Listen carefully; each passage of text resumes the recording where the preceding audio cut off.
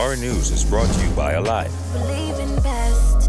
Good evening, Bahamas. Tonight on Our News, the Ministry of Health reporting that 4 COVID clusters are responsible for a recent uptick in cases.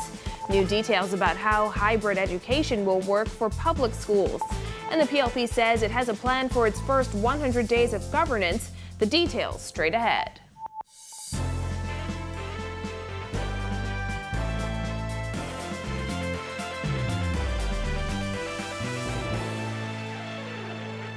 Welcome to Our News and thanks for joining us. I'm Christina Dragovich. Topping news tonight, 4 clusters on New Providence and Grand Bahama have accounted for 30% of all new COVID-19 cases reported in the last 2 weeks. That startling statistic revealed by health officials during a press conference this afternoon. This as concern mounts over an uptick in cases on Andros traced to parties and funerals. Jasmine Brown reports. While health officials insisted that COVID-19 numbers are continuing to remain low, they also say the Bahamas is not out of the woods yet as the global COVID-19 pandemic rages on. As proof of that, Chief Medical Officer Dr. Pearl McMillan pointed out that the virus is still spreading, and the most recent uptick was linked to 4 clusters in New Providence and Grand Bahama. The cases associated with these clusters account for nearly 30% of all new cases, i.e., that is 162 reported during the last 2 weeks. Dr. McMillan says Cluster A included 26 cases, Cluster B 6 cases, Cluster C 7 cases, and Cluster D 8 cases. She adds that the largest cluster resulted from workplace spread of the virus. When asked by our news team to confirm if that workplace was a local hotel, McMillan said this. We are having clusters. Those clusters are being linked to each other, and we have to do what is required from a contact tracing perspective, as well as from a, increasing our public messaging to ensure that we, as best as we can, get the community to realize that we are not out of the COVID-19, I would say, the pandemic. We have done well, but long and short, we will not identify any particular venue where we're having cases.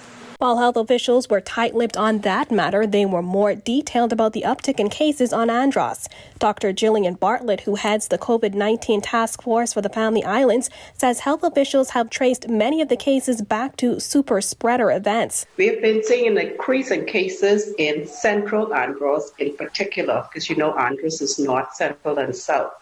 So our major concern right now is in the central Andros area, where as of to date, we have a total of 11 cases, 6 of which are active. And of the 6 active cases, 1 symptomatic and 5 are currently asymptomatic, and 5 have been recovered. In that area in particular, we were concerned because in January, there were 3 events that we were concerned. On the 16th, there was a funeral, and on the 23rd, there was a party. There have been 506 cases of COVID-19 reported in the Bahamas since January 1st. The Ministry of Health reported in its latest COVID-19 report that there were 10 cases of COVID-19 reported on Wednesday, February 17th. Reporting for Our News, I'm Jasmine Brown. And Minister of Health Renward Wells announcing the launch of the Healthy Together Bahamas campaign, which he says will help to reduce the spread of COVID-19 in the Bahamas. The minister also announcing the launch of the campaign's website, www.healthytogether.gov.bs. This initiative provides members of the public with a source of information and resources about COVID-19 and how to promote and maintain health and wellness. Healthy Together is designed to be accessible, shareable by all Bahamians. The website includes information related to health, wellness, and travel. Eventually, Wells says it will also include information on the COVID-19 vaccine. On this website, you can find information about how the government is combating COVID-19. There's information about travel and border control. At the Community Health and Wellbeing tab, visitors to the site can explore the factors that put people at risk for COVID-19, how to assess health, promote mental well-being, and prevent family and sexual violence. Well, as the Ministry of Education prepares for the reopening of public schools using a hybrid model on Monday, Director of Education Marcellus Taylor is urging parents to contact their child's school's administrative offices, as each school has their own set of rules. Here's Kyle Joaquin. We're keeping this very school-based so that schools could do what is best for them given their circumstances. It's been nearly a year since public school students have been in the classroom. And when they return on Monday with only 50% of the student body on campus at a time, they'll be required to wear a mask. Parents can't enter the schoolyard and must drop off students at the gate. In addition, school uniform must be worn. We understand that some people may have challenges with procuring new uniforms and so on, so wearing old uniform is not a problem as long as it fits properly. And if the child doesn't have an old uniform that fits, Taylor says the parents should contact the school, as administrators will use their discretion in certain instances. We use uniforms for a particular purpose, and we want people to, as much as possible, comply with that. But there are some hardship cases, and we want to deal with them also appropriately, because the number one goal is their education. Despite COVID restrictions, a number of things will remain the same. School gets in at 9 a.m. and ends at 3 p.m. Some will go to school Mondays and Wednesdays, while others will go to the classroom Tuesdays and Thursdays. Individual schools have developed their plans as to which grades will come in on which days and what number of students will be accommodated. Taylor says a number of schools are asking parents to prepare and pack lunches for the children to avoid lines and unnecessary contact. But what about the staff and concerns expressed by the Bahamas Union of Teachers? Taylor says the ministry has it under control. Let's follow the plan as much as we can. If in following the plan we realize that there's a problem, you just go to your supervisor and say, well, when we tried this was a problem. I was thinking maybe we can do it this way. And we'd work it out. Taylor could not say whether the hybrid model will continue for the remainder of the school year, as he says it depends on the progress in fighting the virus. And he says it's up to parents to contact their child's school to see which days they're needed on campus. For Our News, I'm Kyle Joaquin. In other news, the Progressive Liberal Party hinting at some policy shifts should the party secure the next general election. Jillian Gray has that. The PLP said should they become the next governing party, they're ready to roll back several bad decisions from the Minnis administration, as well as make some tough decisions like reforming taxes. In today's Bahamas, following what has happened to the economy since we were last in office, whether that is still a viable means of taxation or whether we should move to something else. Right? And so those will be on the table when you talk about reform. There's 100 things on their list for the first 100 days of governance should the PLP win the next election. Davis says the party's economic plan includes NHI reform, growing creative industries, and improving the domestic tourism product. It will also include restructuring the Bahamas' debt. Our financial challenges to date is leading to an IMF restructuring loan with this government, right? That step from a Davis-Cooper administration will be the last resort. According to Deputy Leader Chester Cooper, the PLP will be repealing several bills the F&M government passed while in office. The Commercial Enterprises Bill is something we're definitely going to roll back on day one. We believe it's discriminatory towards Bahamians. This is one of the things we're going to do, but our absolute focus is going to be assessing the debt on day one. We believe they've made some bad deals. They've made some desperate deals. Another top priority for the PLP is to make the OBAN deal, Grand Lucayan deal, and BPC deal public. As Cooper says, all of the details must be disclosed. We're going to lift up that rug and we're going to get, I was going to say a broom, but we're going to get a backhoe and we're going to push all that stuff out so the public can see exactly what they've been hiding from us and what they've been doing and the very bad deals they've been making. I am very confident that the public is going to be shocked out of their wits when they see the quality of the deals that this administration has made. Reporting for Our News, I'm Jillian Gray. Well, we saw partly cloudy skies around the capital today. Here's Greg Thompson in the Weather Center with the latest. Thanks, Christina. Our first look at weather is brought to you tonight by Ports International for all your COVID prevention, your medical supplies and equipment needs. Outside our studios, another warm day around the islands. Temperatures managed to get back into the 80s. We're settling into the mid-70s, 75 degrees. Warm and breezy. Winds out of the southeast at 9 knots. Feels like temperature in the mid-70s. Satellite view around the area. That high-pressure ridge remains in control of our weather, generating those east-southeasterly flow across our islands. A couple of small patchy clouds moving across the area, but things will be rather quiet for the rest of the evening. That's your first look at weather. The extended forecast is still to come.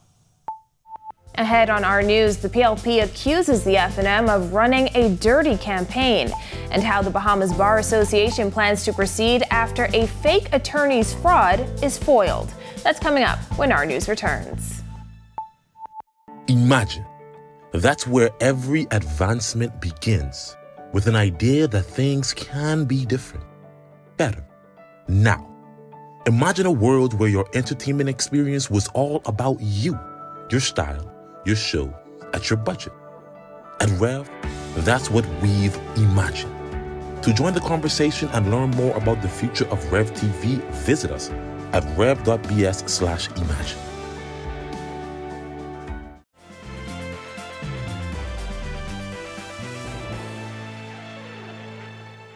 PLP leader Philip Davis is accusing the F&M party of running what he calls a garbage juice campaign. He alleges that the party has created 11 fake Facebook groups that have slanderous posts and ads targeted at the PLP. The F&M is running a garbage campaign filled with garbage juice lies. I'm not talking about ordinary politics. I can handle rough and tough politics. I have no problem with that. I'm talking about how this F&M's dirty political tactics are more deceitful and more dangerous than anything we have seen in our country's modern history. These are not 11 different organizations. They are all the same organization. They are the F&M. Some of the ads Davis is referring to depict manipulated images with tape over his wife's mouth, as well as other female candidates in relation to the Nygaard case. He says those ads are dangerous. When asked if he had evidence to prove that it is the F&M party behind the Facebook ads or groups, Davis said this. Which party you think in this country will have the resources to be able to afford that kind of advertising in such a sustained manner? You think any of the other party you heard about could do that? Davis also questioned whether tax dollars are being used to fund political ads. While members of the Bahamas Bar Association are preparing for fallout after a woman was able to infiltrate the Bahamas Department of Corrections with a fake Bahamas Bar Association ID some 11 times in a 6-month span. Giorgio Bain tells us more. The head of the Bahamas Bar Association is questioning how a woman was able to gain access to the Bahamas Department of Corrections 11 times in the past 6 months with fake attorney credentials. BPA President Khalil Parker says this isn't the first time someone has pretended to be a lawyer, but the real question is how the woman, who has since been charged and sentenced, was able to get her hands on the fake ID. This is the first occasion where we have seen somebody present a facsimile of our bar ID, as poor a copy as it was. Somebody has seen one, undoubtedly, and I think that is how it managed to get past the prison authorities. Clearly, whoever prepared it is familiar with the ID. A 25-year-old woman used a false Bar Association ID in the name of Ashley T. Evans to enter the prison using that ID to smuggle drugs and cell phones into the Department of Corrections over the past 6 months. Earlier this week, the woman was sentenced to 15 months in prison, a punishment that Parker found fitting. It is a significant offense, as the sentence reflects, and I don't encourage anybody to emulate her actions. And we would make sure that the police are armed and the prison officers are armed with as much information as possible to verify people's identities. I think in the immediate aftermath there may be some tension, but we should settle down back into normal order soon. Parker says security measures will undoubtedly be tightened at the Department of Corrections, affecting all attorneys visiting their clients. That, he says, underscores the need to meet with the prison's commissioner. It is an unfortunate spillover from her actions. The police have broadly, and the prison officers have broadly been responsive to our IDs and recognizing our members as counsel at face value. We're really looking into the circumstances surrounding that, notwithstanding her conviction. Reporting for our News, I'm Georgie O'Bain. In news from the courts, a 26-year-old 8 Mile Rock man was today charged in a Grand Bahama court on attempted rape charges. Eric O'Neill Strawn of Hannah Hill was charged with 1 count of attempted rape and was not required to enter a plea to the matter.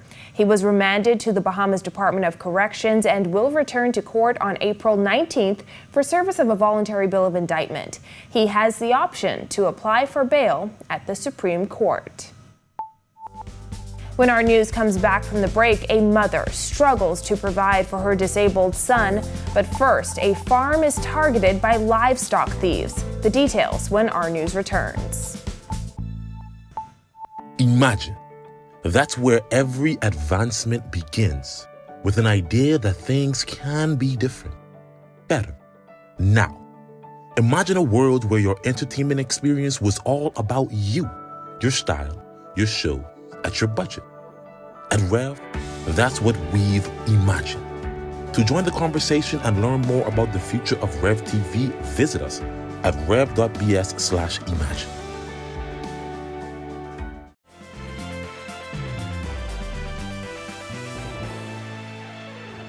This is our news. Welcome back.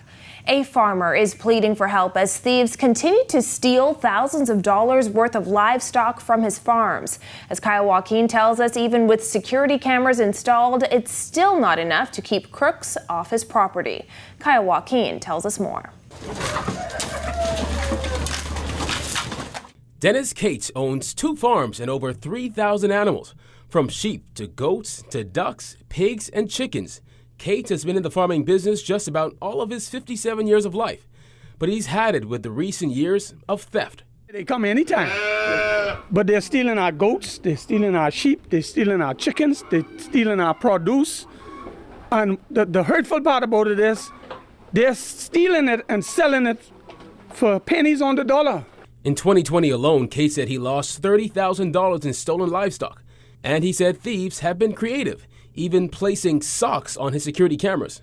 I have a 10-foot wall with a 10-foot fence, and these people seem to still scale over my... The fence is really high up there. Yeah. And so people still come over that? They come over that. Even with the barbed wire? Even with the barbed wire and battle wire, that don't stop them. And right now, I have less than 20 ducks left. People just came in and stole them? They just keep stealing them. And a duck costs anywhere from $20 to $30 to $40 to $50. It depends on the breed and the size. Right. And they sell it for $5. And he says despite having more farmland, he's running out of options. I have 5 acres of grazing land on Golden Isles Road, but I'm afraid to take my animals there because I've lost so many. When we came from the other farm, we came back here because we feed in the morning, and then we feed the other farm. And then when we came out in the afternoon, this was cut off. The chain was cut off? Yeah, the chain, they carried the chain and the lock. Cade said during that incident, the thieves got away with 23 chickens worth $30 each. The constant stealing not only affecting him, but his children, grandchildren, and employees. During this COVID-19 crisis, everybody needs a job.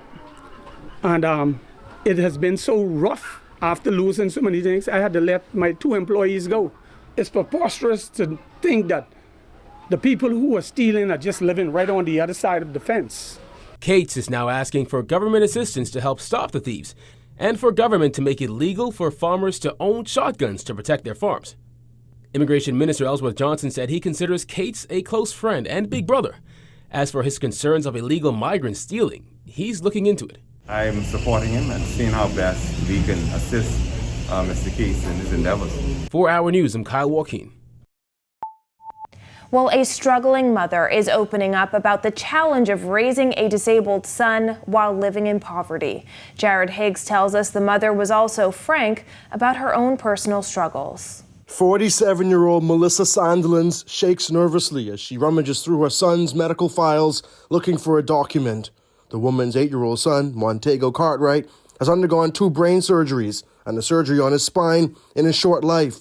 His health taking priority since the day he was born. I know he need medical assistance so he could form as a normal child again. Cartwright attends Stapleton School, but he hasn't done any lessons since the pandemic started. He suffers from other medical conditions and can't use the bathroom in the regular way.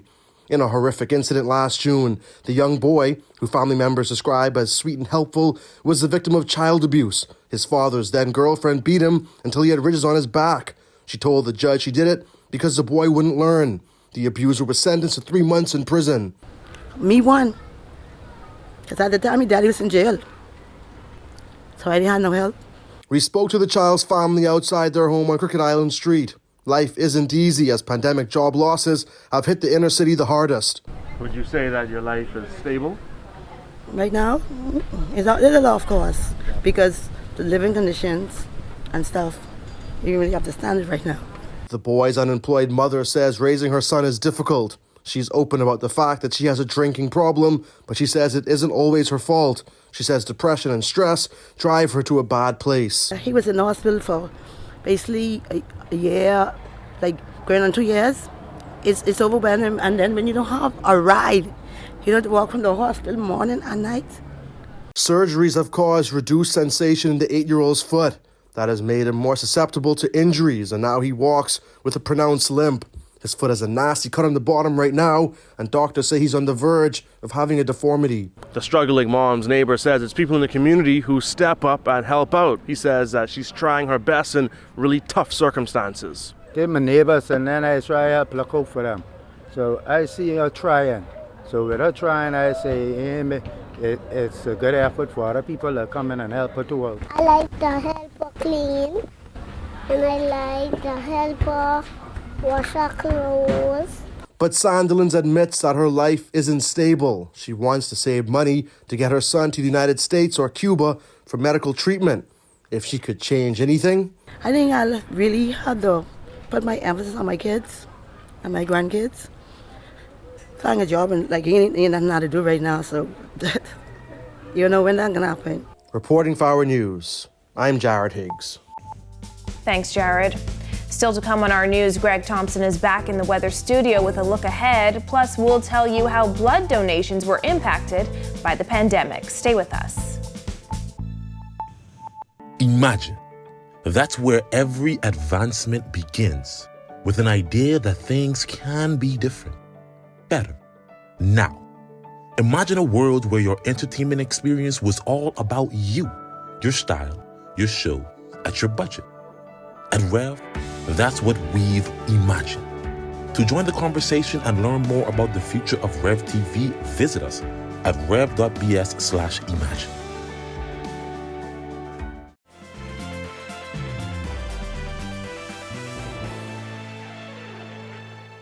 Welcome back to our news.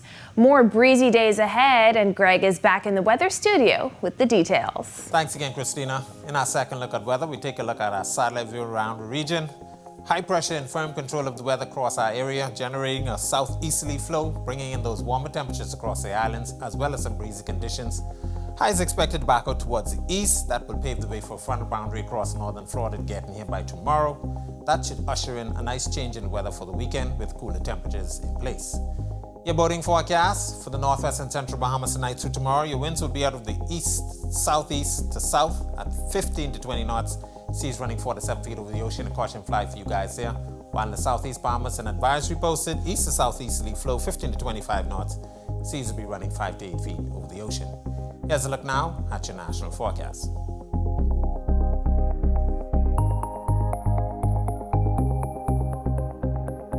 Now look at your extended forecast through Tuesday.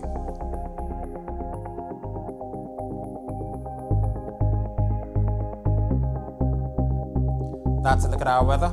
Make it a great Thursday night, everybody. Christina?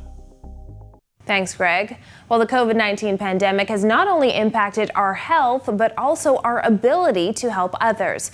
The chief phlebotomist at the National Blood Bank, Glenville Roberts, says the COVID-19 pandemic has slowed the flow of regular donors, but he assures the public all safety precautions are being taken for those who still want to donate blood. It's not frightening how people are thinking. You know, people say you come to the hospital, you get it. No, we use our precautions and social distancing and so forth, and sterilize and spray the place, the seats and everything. Everybody is safe. We want safe blood, so we try to keep the donors safe as well as we try to keep the co-workers safe.